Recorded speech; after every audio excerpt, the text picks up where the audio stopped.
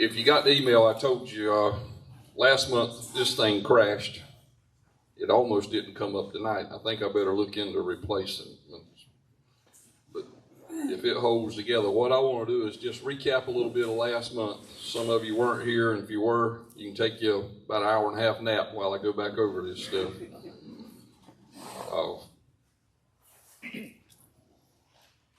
We talked about Jesus' disciples and how he picked them and how diverse they were.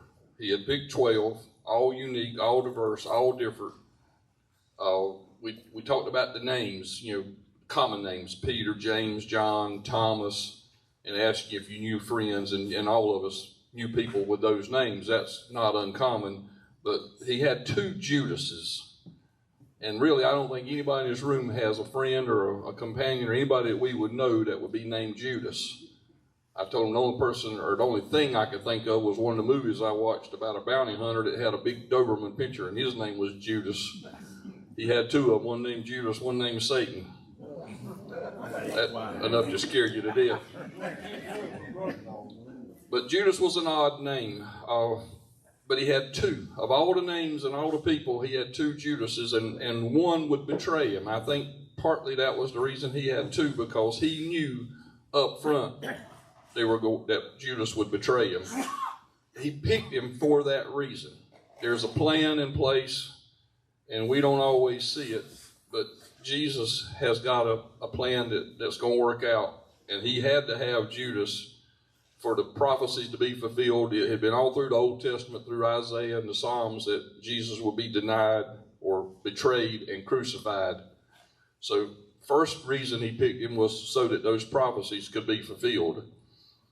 And Judas was not a bad person. We talked about that. He was the treasurer for the group. He was well trusted. If you remember, we talked about the Last Supper. When Jesus said, one of you will betray me, all of them will say, is it I, is it I, is it I? Nobody really said, I bet it's Judas. They trusted him. They didn't have that thought or that feeling that, Judas is going to be the one that denies him or that betrays him. Part of the original group. So I think on one hand, he was a well-trusted individual.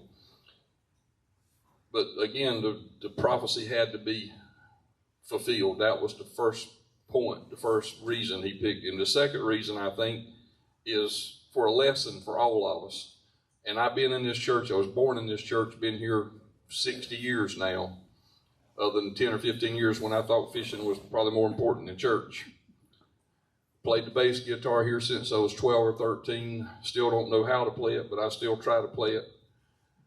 But the reason I'm saying that, Judas, the second reason I think he picked him was because Judas was such a good guy, but Judas wasn't saved. Jesus said in John chapter 6, granted, I have chosen all 12, but some of you do not believe. If you're a non-believer, you haven't been saved. So Judas, I think, was the one he was talking about. Even though he was well trusted, even though he was a member of the church and the treasurer, Judas was not saved.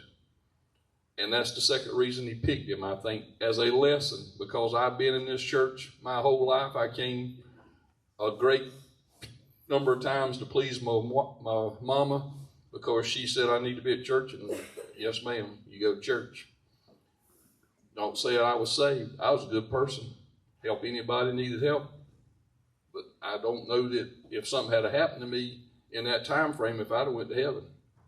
I was a good guy, though. I could be trusted. I looked after anything you needed help with. I was there.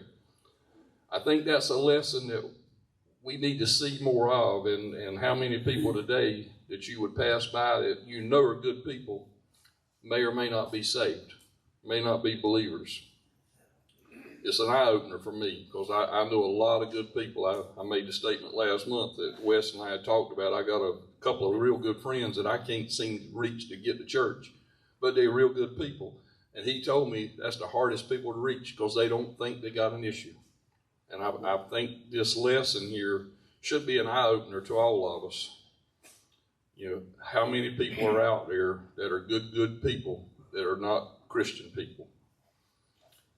But I think that's a lesson in that book there right by itself. That pretty much covers the recap of where we were. So now you can wake back up if you were here last month, and we'll get this last 2 hours behind us real quick. I think to be like Christ, I'm thinking Christ was successful. Church started from his teachings. The term Christian means Christ-like. So if I want to be successful, I think I need to be like Christ. Remember the band, Everybody Wore on the Wrist, What Would Jesus Do? That was a real popular thing. So if our church wants to be successful, I think we need to pick a diverse group. And when I look around our church, and again, I've been here 50 years, 60 years. 60 is a long time. But in our church, we've got preachers, car salesmen, insurance agents, electricians, plumbers, painters, business people, retired people, farmers, EMT guys, first responders, military, students, nurses, doctors, PAs, maybe a soon-to-be professional athlete, we don't ever know, business owners, even politicians. Where's David at? I just added that one tonight just for you. I could go on, but the point is, it's a diverse group, and it's a successful group. It's a successful church. I don't know exactly, but somewhere over 100 years old, 110, 112 years old, our church is. It started in a thicket, a brush harbor, they called it. That's where they met before we had a building. It's come a long ways because we've got 5 or 6 buildings here, and as far as I know, everything paid for, and we're building another one over here, and with God's help, we'll have that one paid for when we get in it. We're growing, but it's diversity, doing the work of the Lord that helps us to grow. I think business is the same way.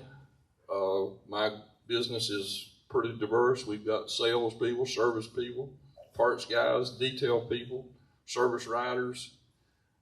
Every aspect of it is important for us to be successful. Even though it's diverse, it's different. We could not sell a car without a good service department. We can't service cars if we don't sell some. It's all a big circle. Families, marriage, I don't care what you do. It's all got to be successful, and I think diversity is a part of it. They say opposites attract, so diversity is a good thing. But how do you make it work?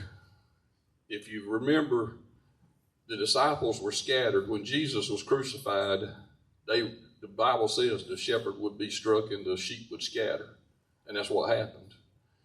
I'm reminded late, I think it's in John, that Peter and 4 or 5 more disciples were going back fishing. My opinion, don't really say this, but the way I read that, they were giving up on the church. I think they were going to go back to their lifestyle. They were going back fishing. But, they caught no fish that night. Jesus was on the shore cooking breakfast for them, and they came in, ate breakfast, and that's when he asked Peter, "Do you love me?" For 3 times he asked him, "Do you love me? Feed my sheep." He said, "Yes, I love you. Feed my sheep." The one thing that sticks in my mind, Jesus knows everything. He knew he was going to deny him. He denied him 3 times. He asked him 3 times, "Do you love me?" He's covering for Peter. He's making Peter feel better about Peter. The reason I think he asked him 3 times, Jesus knew. He said, "Look, I know you love me. I want you to know that you love me. I want Peter to know." I think that's a big, big deal. And the biggest reason all of this worked was in the first chapter of Acts. It said, when they all came together in one accord. I don't care what you do. This church, my business, it's got to be agreed upon and all come together in one accord. Jesus said, where 2 or more are gathered together, there I will be also. But those 2 have to agree. If there's 2,000, they have to agree. And the key to it, the whole trick, these disciples were scattered. Nothing was happening. The church was not growing. The church was not even being started until Acts, when it said, and they all came together in one accord. And I think that's the key to the whole thing I want to talk about tonight. All in one accord. And I'm going to close with one more crazy question.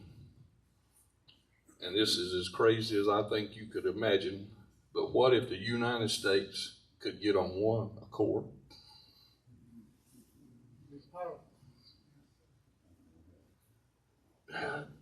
Greatest place in the world to live, no question, no question. But if we could just get somewhat on one accord, what we could do for the world, not just the United States, but if we could just agree on one accord. I appreciate all of you for coming. I know it's holiday and you're away from your families, but it means a lot. We are down a few in numbers, but a good crowd just the same. Next month is June 30th, is the last Monday. I want to do kind of a Father's Day theme. We did it last year. We cooked pancakes and sausage. I'd love for you to bring your kids, sons, grandsons, great-grandsons if you got them. And we'll do the same thing again, but we'll have pancakes and sausage, and I'd like to see some kids. So appreciate you coming. Thank you again. Soundstripe.